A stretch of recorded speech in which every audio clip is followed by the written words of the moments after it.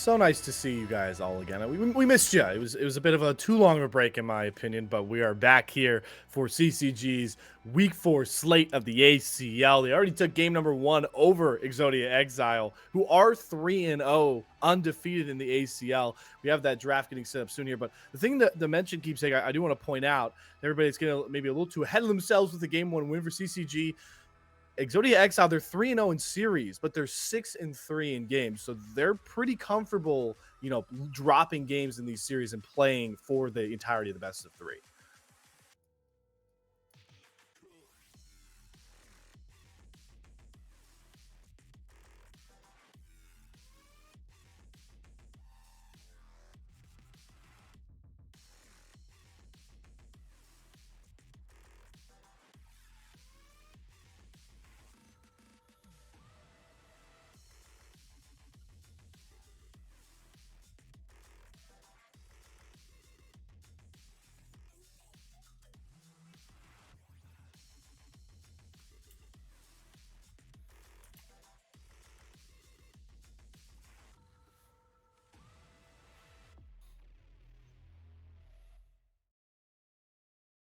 Yeah, I mean, those are the best games to watch. I mean, you said perfectly, keepsake. We do have a bit of an update as well. I know we hyped up Kitsuo stepping in for his first game of the entire series earlier to kick off the series. It was DMK that came in, had a wonderful performance on that Graves. But now, keepsake, we get the premiere of Kitsuo, so he will be stepping in for game number 2.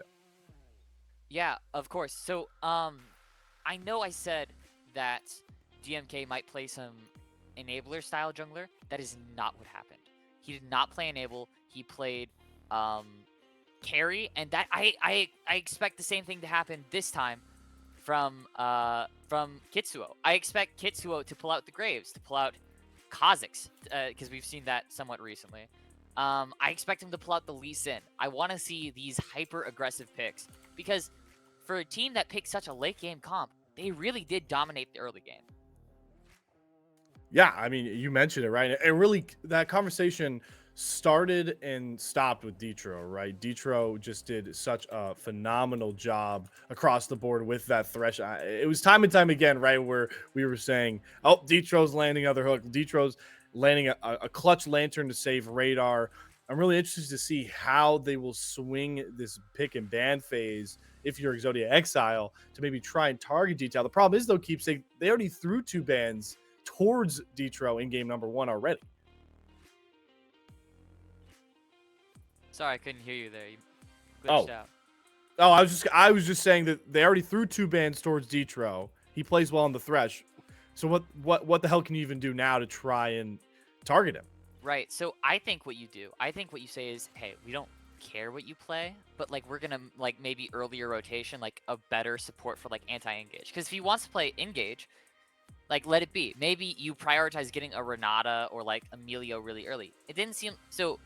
Like the first, obviously, the draft cycle, the first 3 bans, CCG did not ban Emilio or Renata, and they didn't ban Renata at all, or the Braum, which I think are like all 3 completely dominant into the champ pool of Detrio. And I think you can just pick Emilio early. Obviously, Renata you can't pick early because then they just go scaling and you just lose the game. But you can pick Emilio early. You can wait to see what else there is. You can pick Lucian. You can pick Aphelios. You have so many options. The world is your oyster. You could, no, I don't think Kaisa Emilio is really that great, but you have a lot of options. Is what I'm getting at. There are a ton of options, and we're going to see all those options play out. We've got the draft ready. Let's head right into this game number 2 draft. The one thing that's different this time, keepsake, CCG on that blue side. We saw Exodia Exiles on the blue side game 1. They prioritized melees. Cassante will certainly be intrigued to see how it'll play on the blue side. And as I said, of course, good old-fashioned caster curse has to show up every time I come on air. Cassante is the B1 ban from CCG, so they can't actually, B1 Cassante. This is really interesting because I think the reason they did this is because they're going to drop the Nico ban, because you usually don't have to ban Nico on blue side because you're going to first pick it if it's open. So they're forcing, if EXE still has to drop a ban, they're forcing EXE to use literally half of their bans on first rotation on the Nico. 1 out of 2 of their bans if they have to. I don't know if they still have to drop a ban. I think they do still have the ban. Yeah. Yeah, half of their bans have to be the Nico unless they're willing to let that through. So yeah, you can definitely drop the Nico ban on blue side. You don't need it at all if you're willing to play it. First pick it, just went into whatever matchup, which seems to be the case. And that's just if you guys are tuning in for Keepsake's Gigamine Draft Smurf, you just got it, because that's exactly what's going on here. They do actually, though, turn around and ban the Nico. So maybe I keep saying I don't know what exactly they're going for. The LeBlanc is taken away on the other side, but what exactly does CCG want to be won here? That's the question, right? So I guess the Annie's still up. They're gonna ban the Ashe. The Annie's still up. So if they want to go like Annie Wukong, but then they can take Wukong on red side 2-3. I don't know if you take like Lucian Nami or Lucian Melio. Then maybe you take Melio away from the red side for R3. The Poppy ban goes through again. Not that could have been it. So I'm looking towards an Annie here. There's a lot of prio on this mid lane. They might go Ahri. Ahri first pick?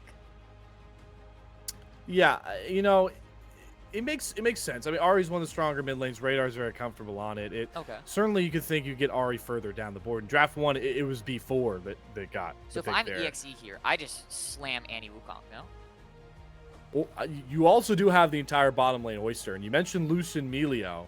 And there's the Lucian. Got to think it's Lucian Melio. They've left out every single pick Nami, there. But I think Melio's so good at disengage here. I think it's so good into everything they want to do. It's already good to the Ahri is shown. I know you don't want to like commit yourself to like a full bot lane too early, but like I think you need to commit yourself here because you cannot let that like if you pick like jungle here or like mid here counter pick and then you let it go to like B2 B3, they might choose like Melio Aphelios, and now you're screwed.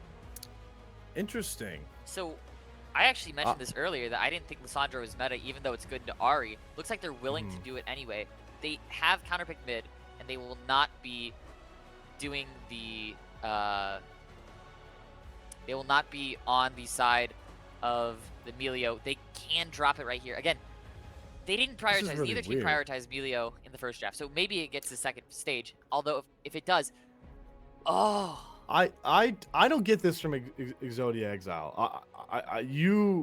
I feel like you could have just picked Melio and then gone Lissandra on the R3, and now you've given Melio over and enabled a Draven from Rock Boom, who also quietly had an amazing game on Kaisa. So you get the Nami, but keep saying you got to figure that the Melio was the better option. And it's really painful to see because you can pick Melio instead of Lucian there.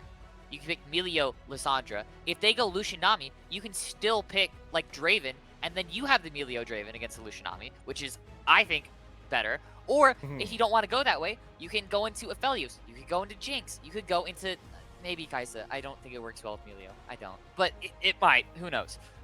I think that was just... I don't think you had to lock Lucian there. I think Melio's way bigger for what you want to do, and it's just more flexible than Lucian. Lucian is not a flexible AD carry. Not really. I mean, he wants either Melio or... And you force yourself to have to pick Nami on R3. You force yourself into that.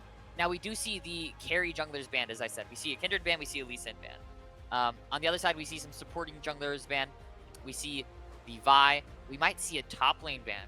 I wonder if we'll see... I don't know, some carry, maybe a Mordekaiser. I don't remember exactly what this guy played. Could ban away the Wukong because first pick of the second phase is towards Exodia Exile, so they could ban the Wukong. They will go for the Gnar. I like the Vi ban a lot. Vi has seen a lot of high level picks. She's actually gotten first picked in the LCS recently, which is kind of crazy. So the Vi ban's good, but I feel like this is a Wukong to support, or sorry, to top or to jungle here. I think they're gonna give it. I think they want to carry through top, based on how the last game went. I don't know how this isn't a Wukong lock-in personally. Oh, so okay, I guess Orin is now in Malili's hands. But here's the thing: BB Swag's Wukong was one of the best factors for Exodia Exile. He picked off Radar multiple times, so now you leave up Wukong for Kitsuo if he wants it. We might have, we potentially have a draft where two picks we obviously thought were going EXE's way end up in CCG's lap. This is really, really tough because right now, Cho'Gath. Okay. Oh, that's a classic Orin counter.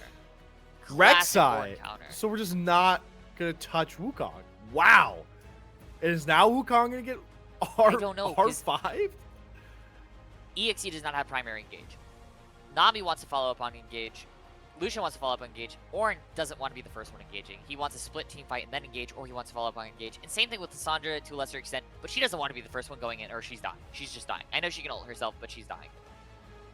She wants like a Wukong or something that can just run in there while like an Ornn's casting ult, so there's like a ton of things they have to deal with. Okay, so just no Wukong. There's no Wukong. Okay. No Wukong anywhere in this draft. Is no presence. Not a ban, not a pick. None of Not a that. pick. None of that keepsake. Nope.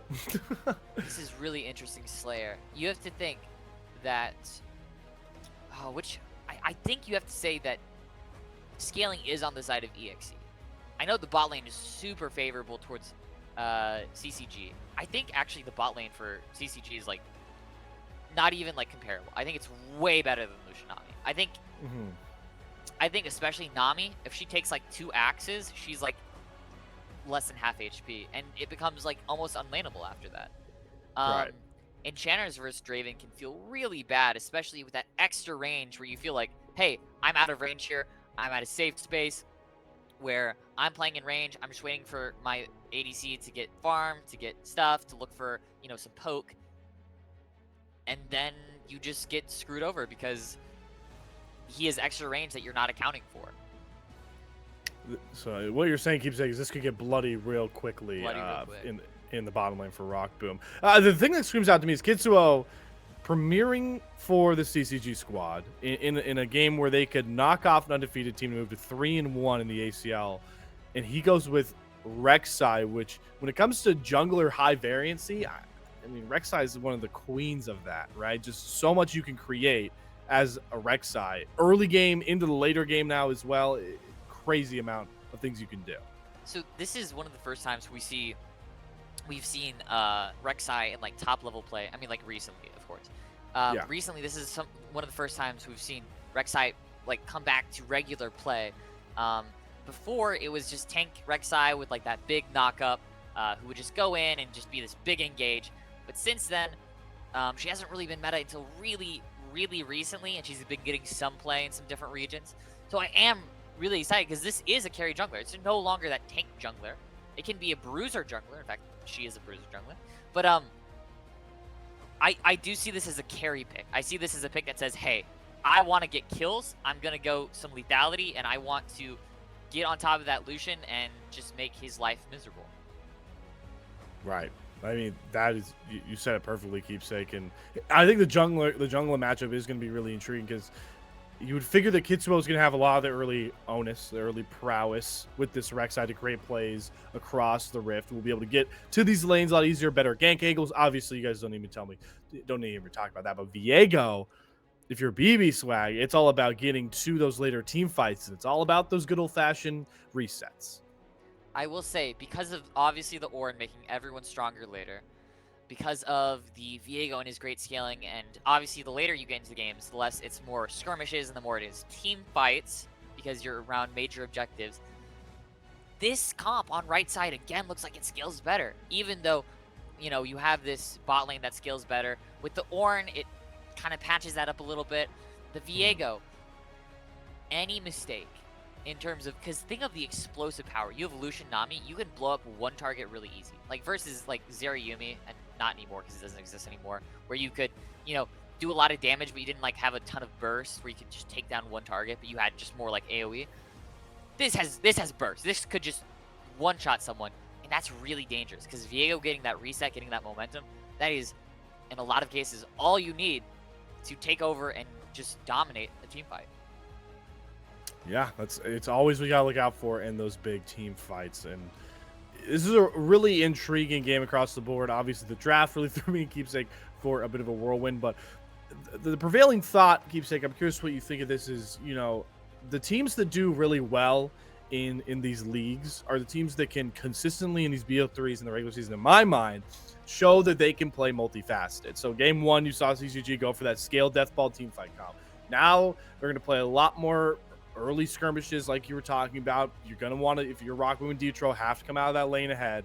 If you're Kitsuo, you want to have to create advantages from the solo lanes. It's just a completely different style of play. And if they can pull this off, CCG really you got to think, establish themselves as one of the big players of the ACL this split. I totally agree.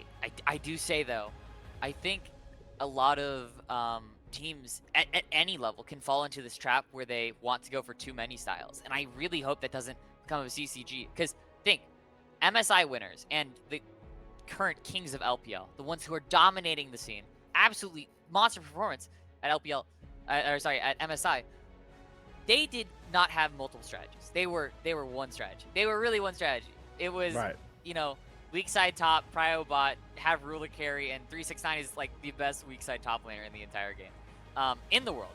And so something to me says, when I see some teams, I'm like, I see these teams, and I think what happens is they go into scrims and they try out like a certain style and it works, and they're like, okay, we got that one, let's go to the next one. And I want to see teams take that one style and master it like JDG has, because that to me is like what makes like a really, really good team versus a team who like tries to like master one thing and then move on to the next thing before they truly have mastered that first thing. So I like to see the variety, but I hope they're not spreading themselves too thin on this one.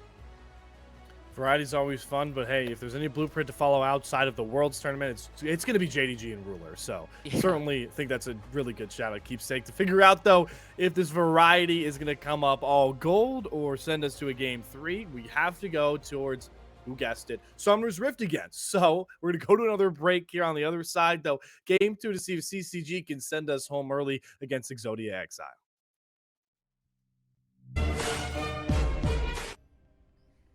A potential late game or early season power ranking surge here for CCG. They have Exodia Exile, one of the few undefeated teams of the ACL left, on the ropes here, back against the wall with a 1-0 series lead. And they've positioned themselves for some serious success in some of these lanes for game number 2. But all eyes land on Kitsuo, the new kid on the block, in his first game for this squad on the Rek'Sai. Certainly going to be the one to watch in this one, Keepsake. I do want to highlight how odd of a matchup that Viego and Rek'Sai is. I have not seen this matchup at all in a pro game, I think ever. I think this is the first time probably it's happened in lower leagues, but in terms of pro games, I've never seen this matchup play out. This is two kind of carry-oriented players with carry-oriented champions trying to snowball their leads into a win for their team. However, I have to say, I think the Lissandra Ari matchup is going to be the least interesting part of this. I think the top and bot matchup, the Cho'Gath realistically should have a massive advantage over this Ornn. Cho'Gath with that true damage ultimate, Cho'Gath just typically doing well into tanks in general. This is a massive counter pick. And again, we mentioned that bot lane counter pick earlier, that this Draven can just one-shot this Enchanter. This does so much with his extra range. So we'll have to see how it goes. And it's interesting because Makel rocking the first strike, which you sometimes see on Lucians when they're in matches where they feel like they can get first attacks off. I don't think that's the case against Rockboom and Detro, especially with the range advantage. So really interesting rune choice. And you know, you did talk about that top lane match. We last game said that Ornn is 5-1 when it comes to champion his play style. I don't think one of those is Void Exterminator, like you mentioned. So Topo certainly is going to have a pretty comfortable time of those lanes. Top and bot side are going to be in good, comfortable straights. It's going to be on Kitsuo to create a lot for the rest of these guys. Look at this domination bot lane. You can already see the command that they have over this wave. I mean, oh, EXE can't even walk up. We do have a bit of a mishap in the jungle. Oh, okay. Well, I guess that was a little bit of a bug. Kitsuo did not actually disconnect, so he is here. I think he did get spotted out on his clear towards chickens. So he does get the full clear going. But yeah, you mentioned it, Keepsake. I mean, Rockboom and Detro just keeping them off Absolute the wave. Domination. And this is fundamental league, right? You don't need to dominate in kills all the time. Sometimes it's just controlling the wave and controlling the tempo. And Kitsuo is going to use that to get all the way up into an invade here and try to make BB Swag uncomfortable. And they're going to jockey for this blue buff here. The smite's secure for Kitsuo. So steals away that blue buff. And what can BB Swag even do? This feels terrible for BB Swag. You have to imagine that Rek'Sai was actually going for the dive at first, but changed to an invade when they saw. Oh, he flash knocks him up, and that forces BB Swag's knock up. Sorry to cut you off there, Keepsake, but he's just not even letting him in his own jungle.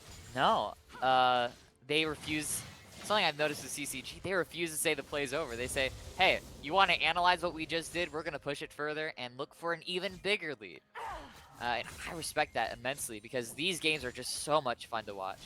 As I was saying, though, you have to imagine they were going to dive with how fast they were pushing that wave. Kitsuo now going over the wall looking for the gank. Oh, what a gank path. Mako is already forced to dash away. There's the flash out from Barlow. So Kitsuo doesn't even use an ability. It forces out multiple summoners. Here comes the response on the other side. Topo under assuage. Does have to flash. Good sidestep on the stun. Gets the double knockup. Oh Stop me if you heard this one before. Topo is outplaying everybody. What an absolute madman. Just, he presses S.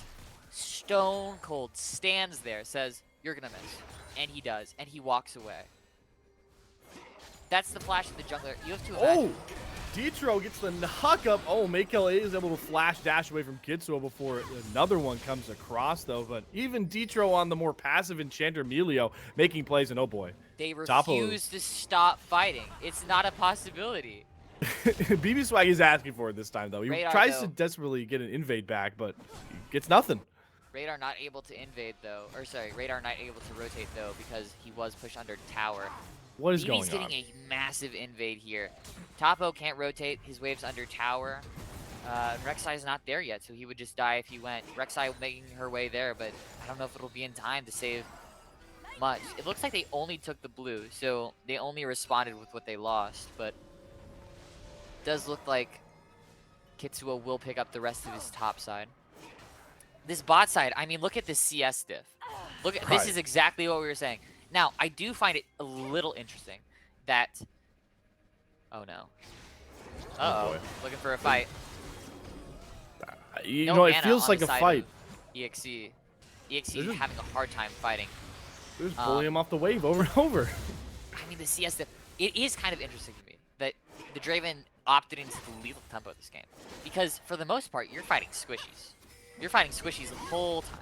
You're fighting, okay, fine, you're fighting like Ornn, but like you have a lot of teammates who are very good at dealing with Ornn.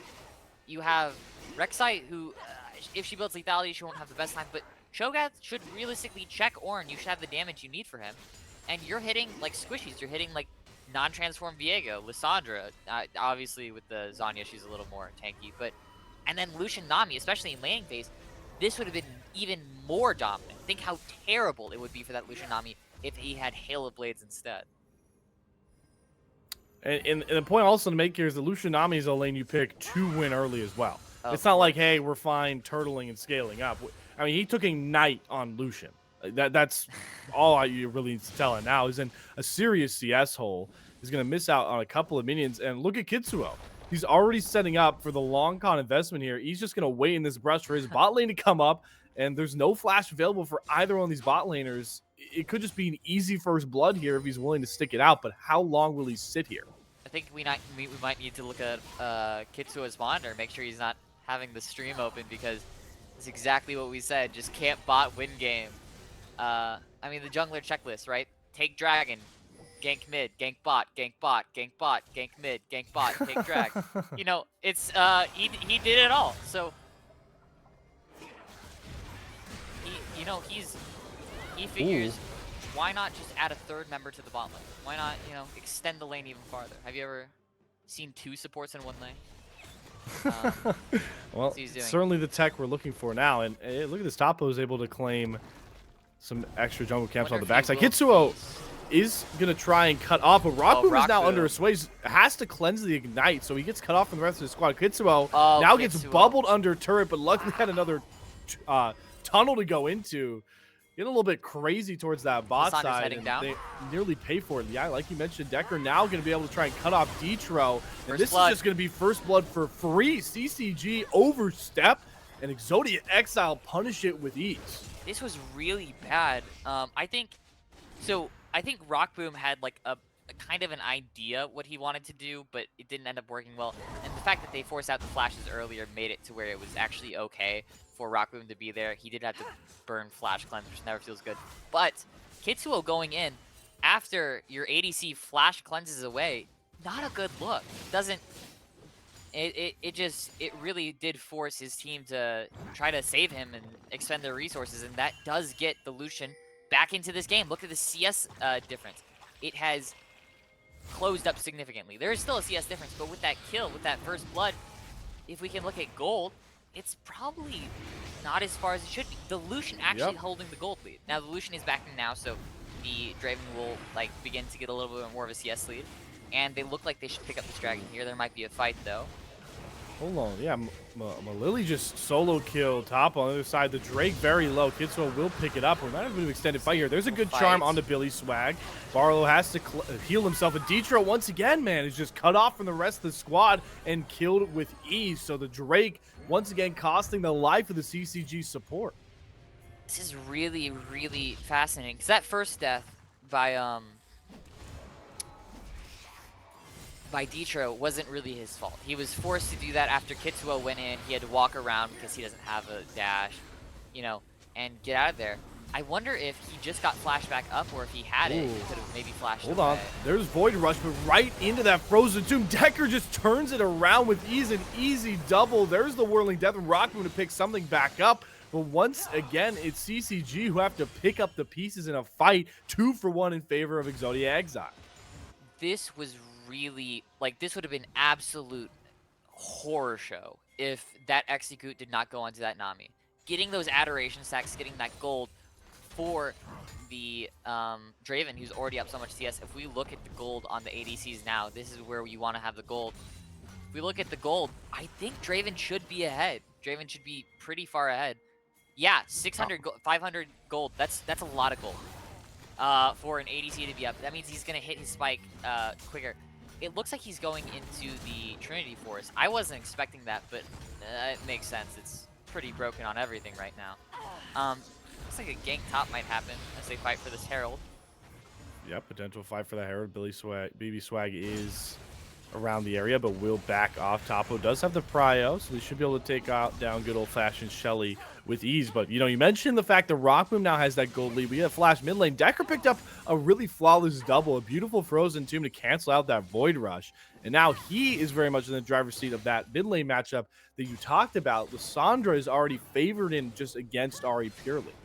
So, yeah, so with Detro actually being dead right there, which I'll have to look at it again if he could have lived or not. But with him being dead there, he wasn't there to cleanse his team, to give them the breath of life in order for them not to die. It looks like there will be a disengage here, stopping the fight, but there might be a dive. Axes are hurting, man. BB Swag is in the area. Does have pretty good coverage. Oh boy. Back with her Frozen Tomb. I've seen this story before. The Coling already out. Here comes the wrap across. Decker does have that Frozen Tomb. Will dive under turret, get the double root, and goes over himself to make sure to drop turret aggro. There's Heartbreaker as well. Detro has the third death. They knock Rockboom down. That is too clean from Exodia Exile, who do not want to get swept out of this series. Exodia with an absolutely amazing, like the way they juggled that aggro was very, very beautiful. Having, I believe, Nami and then Lucian tank it, switching aggro so the people diving closest under the tower never had to tank it. Really good from them. Topo, though, bullying out this Ornn, getting the better end of the trade. Ornn low on mana and HP.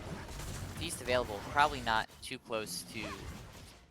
Yeah, not low enough to go for that feast just yet. Lily will be forced out of lane, so Topo is going to be able to claim that CS and maybe a potential plate as well. And does actually use that feast to get an extra stack. So no real kill threat there, but if you are CCG now, this isn't the scaling comp you had in game number 1. Now down 2,000 gold at 12 minutes and multiple bounties they really need to pick off, and they can't even get away with these pick plays. Kitsuo now going to go forward, gets the knock up on a Barlow, might have overstepped. There's Void Rush.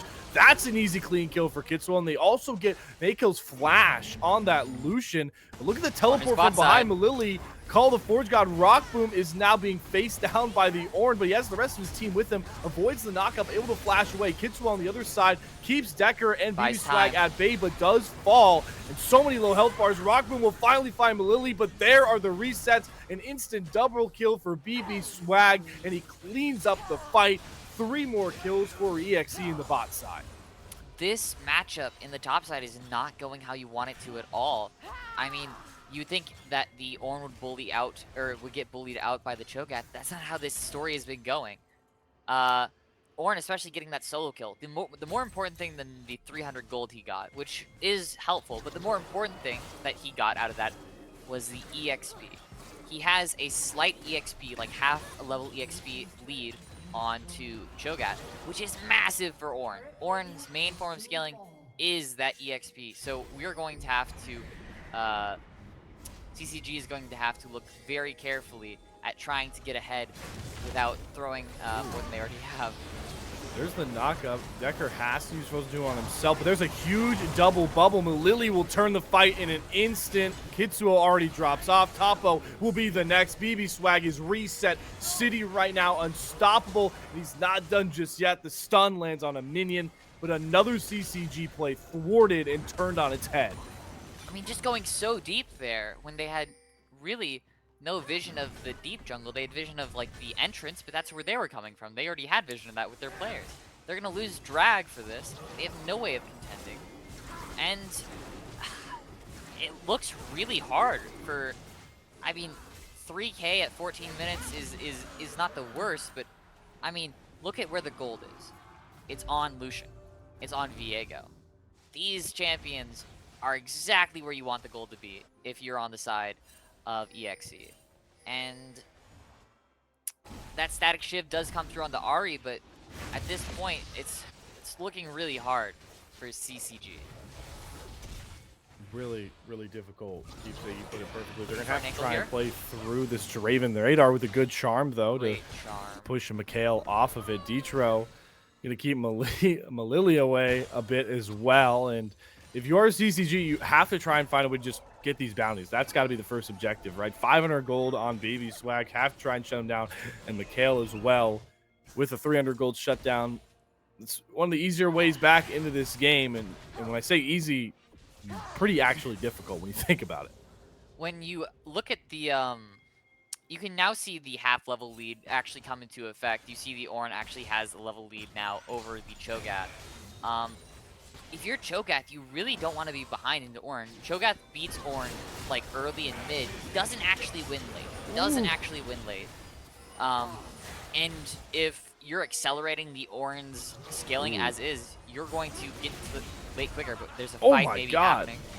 Trade of flashes. Radar nearly lands a deadly charm there on a Barlow, but he is able to step away. You can really just see the desperation from CCG just trying to pick up kills because they need to get back into this game with gold. You got to look at the feast stacks there for Topo. I believe he has 6 secured with all 5 of those on the minions. But Rock Boom now might be under pressure. There's the Call of Forge God, and it's too easy. The Heartbreaker over top. BB Slab is dominating. Detro gets knocked up in the background as well. And that is an easy double for BB Swag, who is now just absolutely rolling in this game.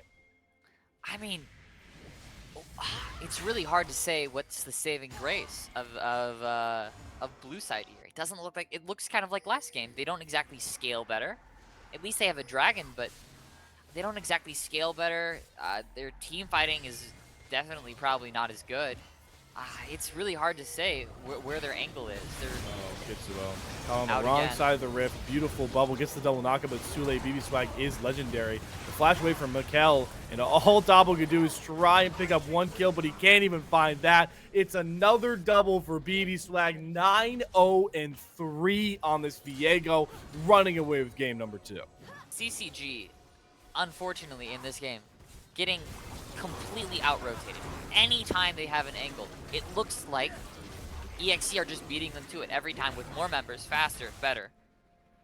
That early advantage that they had in the bot lane, they didn't convert it into anything good.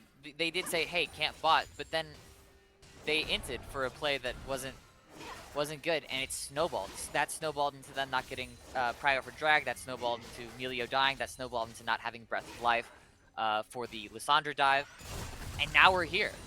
So that over-eagerness to extend that lead was actually what's fear here. And now I'm thinking, well, maybe this isn't their style. Maybe it is better for them to play that death meatball comp. Maybe this isn't what they want to do. And for game 3, if they end up losing this game, maybe that's what they're going to take a return to. They're going to say, hey, we won game 1, and this is how we did it. Let's do that again.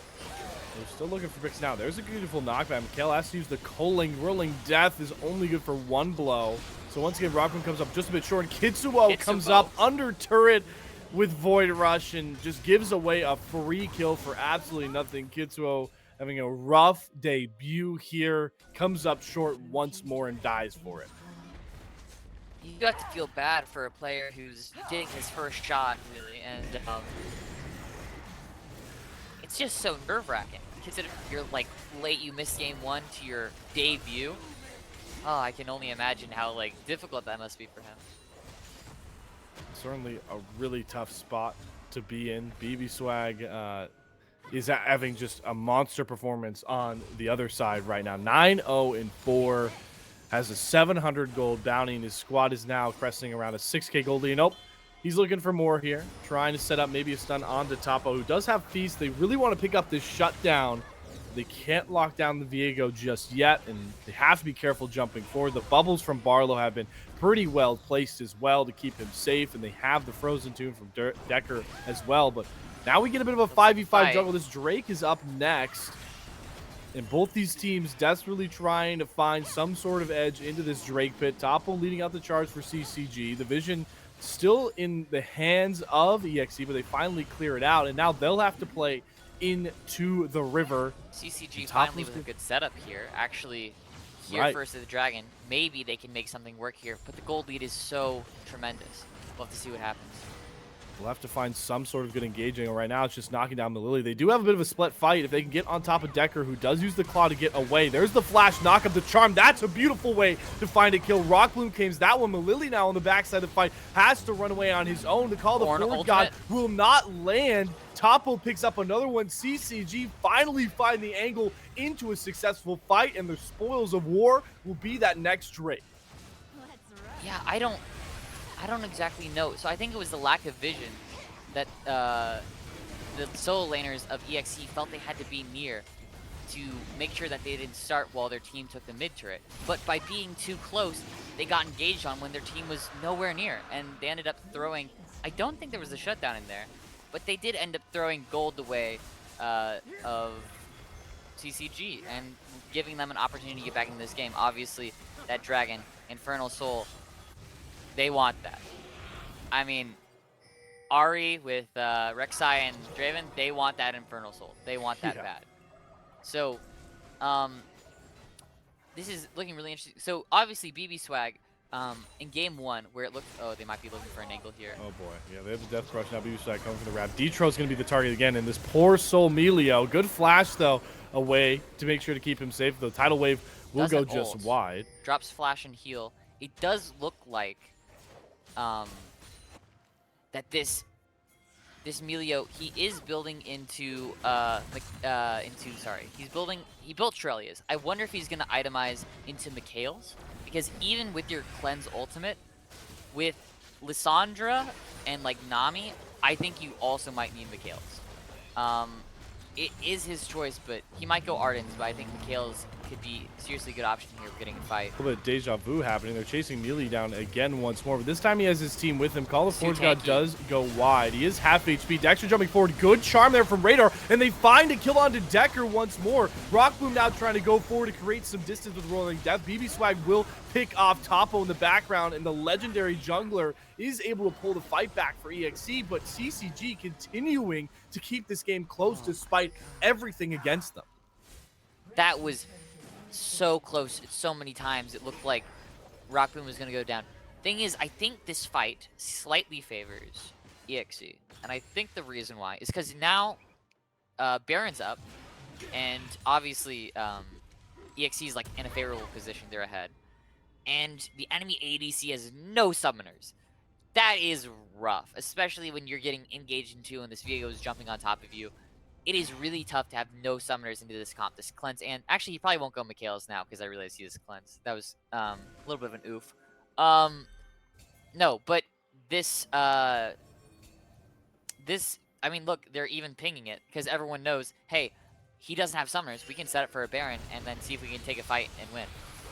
Looks like CCG know that too. They're going to try to set up. I would like to highlight BB here. BB was the, like, sole thing keeping them in game 1. He was a sole player, I felt like, that was finding angles, finding plays to at least even the gold, find picks, when the rest of his team was just getting kind of crushed. Obviously the Cassante Totally. as well. But we're seeing right here in game 2 how now that he's not behind, he wants to dominate. He came to play and to win, and we're seeing that at full effect. Yeah, he is absolutely locking down game number 2. When you talked about this Baron as the next key thing. The one silver line for CCG is with Topo and Feast, you do have, 50-50 priority if you can get Kitsuo and Topo into that pit. Because with Feast, that extra, 1,500 damage and the smite could be huge. But Kitsuo is getting burned down. There's the Colin coming out from Mikkel. Not going to find a kill, but kind of assuages the push as the AXE continue to try and establish this mid presence and able to set up vision around that Baron pit. It feels like a ticking time bomb for another huge fight around the Purple Worm. Ooh, okay. Topo not getting picked out there. I do think the Purple Worm is next. I think it's just imminent considering the lack of summoners on this Draven. I do think that it's really, really hard for Topo to get in this pit. He also doesn't have Flash. And it's not like he's on red side and like can blast cone over or can like, magically appear. He's on blue side. He has to walk in unless he gets a massive flank, in which case, if there's no blast cone, he still can't get in because Cho'Gath is not the champion with the most dashes in the game. He can't get in. So it is really hard for him to walk through an Ornn, through a really fed Viego with Black Cleaver, which will absolutely demolish him, through this RFC Kraken, sorry, not RFC, LDR Kraken Slayer Lucian. I mean, he can't just walk in. There's no way. He will get burned by these targets. These carries are itemizing perfectly against him. 14-0 on this jungle AD. Here comes BB on that flank like you talked about. There's the Heartbreaker trying to jump on a rock boom. Does get the cleanse. Mikhail will pick up that shutdown, and the heal will be enough to get him out from under the turret. Topo solo can only turn and fall to Malili. Another good flank from BB Swag has EXE back in the driver's seat and with their eyes set on Baron Nashor. So Kitsuo always is looking for angles, but he's never fast enough to actually be in the fight, which I think is problematic. He's going to try to look for an angle here to try to steal. I think it's really hard. I think it's like the amount of control that EXE will have is astounding. Baron is doing some pretty solid damage to these members. It's down under 5k. Kitsuo going to have to come up with a hero play, with a turn coming out here. Mali is leading that charge. Now they're going to go back onto the Baron. 19,000 radar, Frozen Tomb. Barlow finds that kill. Baron picked up. Kitsuo has to Void Rush to try and find something back, but he falls short to the legendary BB Swag. CCG's flailing attempt falls short, and Baron falls into the hands of Exodia Exile. So if you notice in the last play, where not this last team fight, but the one before that allowed them to go to the Baron, the red team, when they picked off and they start the dragon here, but when they picked off the team members mid, Ahri was top trying to split push with their static shiv. That seems to be their plan to get back into this game. They won't even contest this dragon because there's no way they can. With Rek'Sai being dead. It seems like their plan is to have Ahri split push with that static shiv. It should prolong the games because they have a harder time pushing in, because this, technically speaking, should give them enough time to maybe come back into the game, maybe find those angles. But again, I don't think they scale harder. Like this Diego just back, third item and boots. He has GA. Ugh, damn. With and into this heavy AD comp without so much magic damage, he's gone steel caps. Who is killing this Viego? That's a great question, Keep saying. I don't even know. You have LDR, but at this point, he's so far ahead. With those resets, it's going to be nearly impossible to see a fight engage on the top on the bot side. Yeah, now we get to test out that new build. Topo's going to try and burn Decker down for a feast, but it's just free firing for Mikhail there. Another free kill picked up, and they're just going to keep that siege going with the purple buff towards that bot side tier 2. And with no front line really available for CCG, what can they even do here? They even defend this turret. This is honestly a little bit almost lazy from Topo. I feel like he should know that they're in the jungle. Shouldn't be there. He might lose his team this tower. I don't think he will, but he will lose a lot of HP on it. His presence on the map. Decent clear there from the first Baron wave, but yeah, here's the thing. Mali on the other side is just shoving in that mid wave, so the Siege, the macro play is coming out. They're going to have to make a call to go for something, and the play is to go after Mali, try and chase down this Ornn. They're losing that tier 2 on the other side, and the Flash He's Blast out. Cone creates just enough distance. Rock Boom is still very determined, but Mali is out of there, and the rest of the blue base is now burning on the other side. Inhibitor turret down. Topo has respawned, but only to watch his inhibitor likely to fall. He actually does create some distance, is able to force him out of the base. Flank coming out from Kitsuo. This could get them back into the game here. The flash forward knockup doesn't land anything. Radar can't land the charm, and Dexter with the term. A huge frozen tomb. Detro has to back off. They get the GA off of BB Swag. How much can Rock Boom do here? Picks up one kill, but McHale with the response on the backside of the fight. A triple kill with ease. Finally gets his revenge on Rock Boom, and an ace will stamp out game number 2. Exodia Exile respond in a powerful fashion. And we're going the distance, folks. 1-1 your score in this ACL matchup. And we're in for a big time game number 3 on the horizon. Ladies and gentlemen, we are going to a game 3. We've got a series on our hands. Please stay tuned because we will be back with game number 3. An absolute wonderful series. And this is kind of what we talked about, right? Is the fact that this is a 3-0 Exodia Exile squad, but they have played 9 of 9 games needed to get there. So they are 3-0. And they've had to play every single match to get to that point, and they're showing their resiliency right now.